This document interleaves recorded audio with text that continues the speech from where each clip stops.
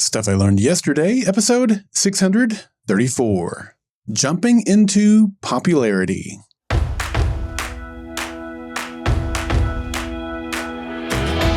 Welcome to Stuff I Learned Yesterday. My name is Gerald Darnell. The highest bungee jump available in the United States is at Crooked River Gorge in Oregon that stands 300 feet above the water. And I believe that if you aren't learning, you aren't living.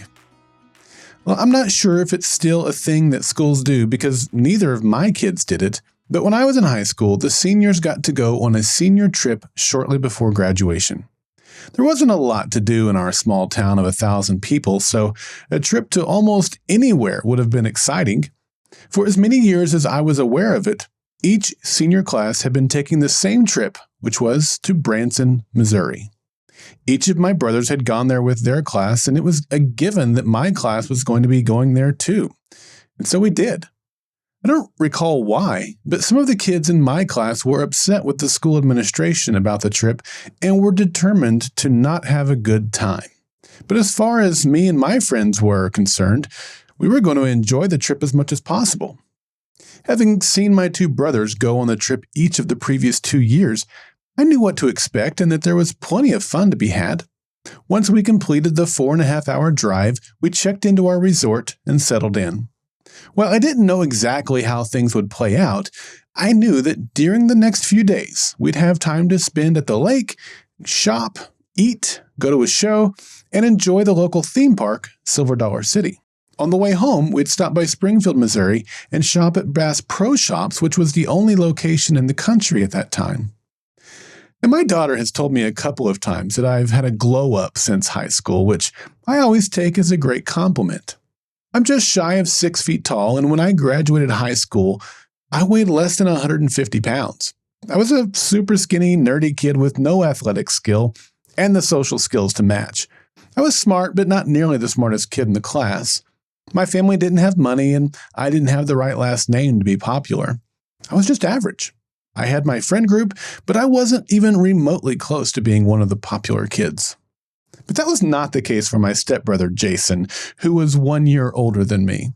He was tall and athletic. He had a boyish grin and a charm that could land him any girl he wanted. He did well academically, and he was the life of the parties each weekend. When we had a school-wide pep rally before a football game or a basketball game, he was the guy on the microphone hyping up the student body.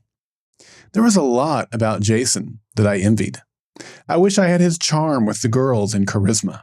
I wish I had his athleticism. I wish I had his friends. I wish I had his popularity. I saw my senior trip as a way to change my stars. There was one other thing that I knew to expect on that senior trip that Jason had told me about.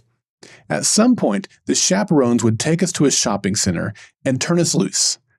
At that shopping center was not only a lot of shops and restaurants, but there was also a bungee jumping tower. So I decided that I would use the bungee jumping tower to impress my classmates, and it would be enough to vault me into the popularity stratosphere for the last few weeks of high school. Sure enough, shortly after we arrived, we all loaded up and were taken to go shopping. By this time, I had already discussed the jump with my best friends James and Charles. Now, I'm not sure if their motivations were anything like mine, but we'd all agreed to take the plunge. So, as we were en route to the shopping center, I began telling all my other classmates about the bungee jump.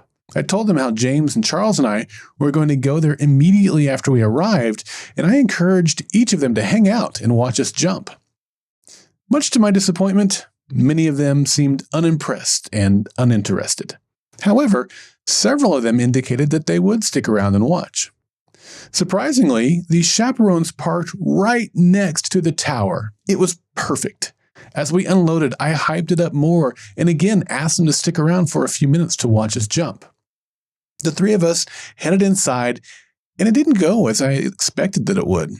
I expected that we'd plop down some money, they'd take us to the top of the tower, put us in a harness, attach a cord, and we'd jump. I thought the whole thing would take about 15 or 20 minutes. Instead, once inside, we had to sign a legal waiver. We had to watch a video and go through a training and safety lesson.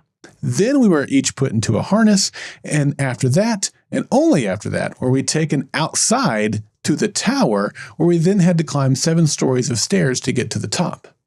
Now, I don't know how much time had elapsed, but I do know that when I got to the top and I looked down at the parking lot below, nearly everyone was gone. The only people still watching were the people that were a part of our friend group.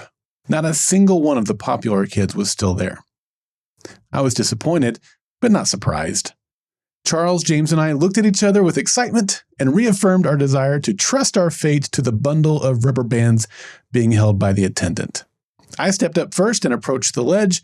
The bungee cord was attached. The attendant gave me some last-minute instructions, and whoosh, in a moment, I was recoiling and bouncing at the end of the giant rubber band.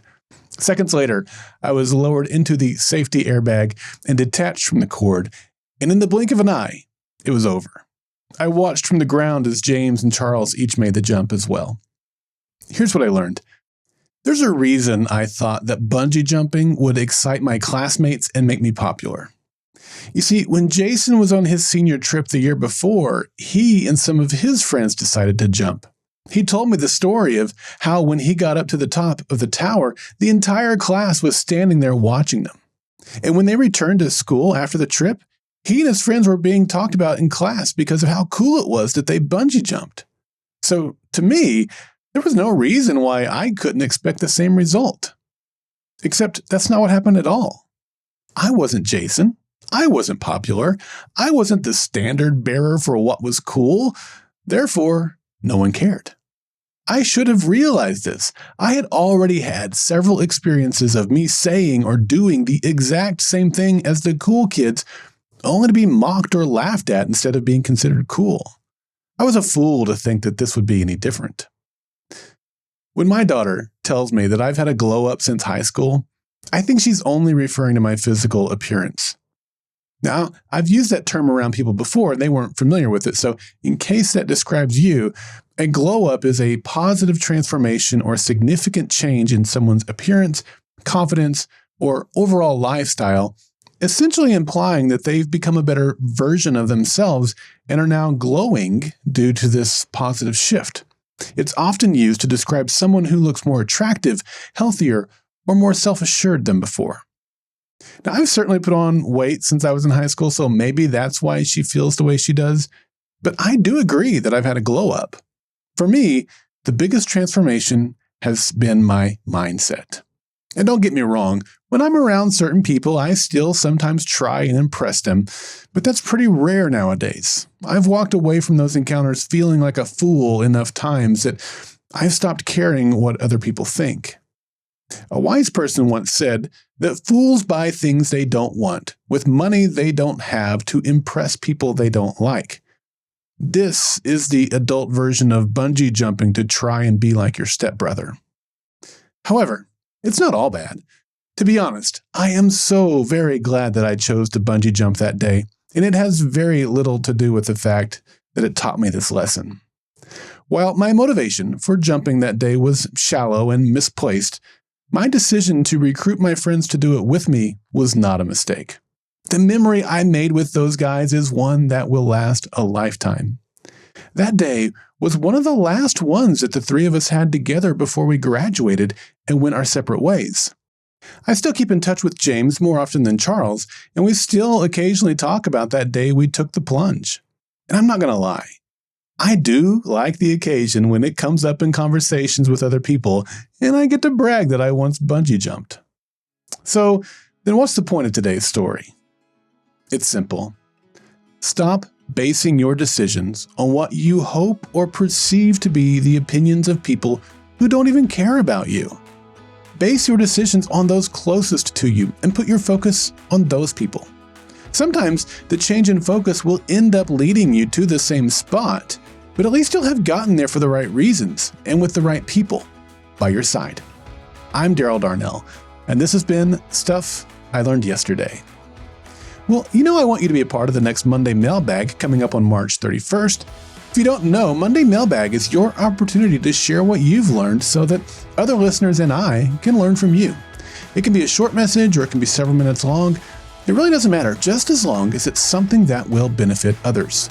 You can send in questions or responses to my SILY episodes, and I'll respond to them via Monday Mailbag episodes. You can participate in Monday Mailbags by visiting the Golden Spiral Media listener feedback page at goldenspiralmedia.com/feedback, or shoot me an email at feedback@goldenspiralmedia.com.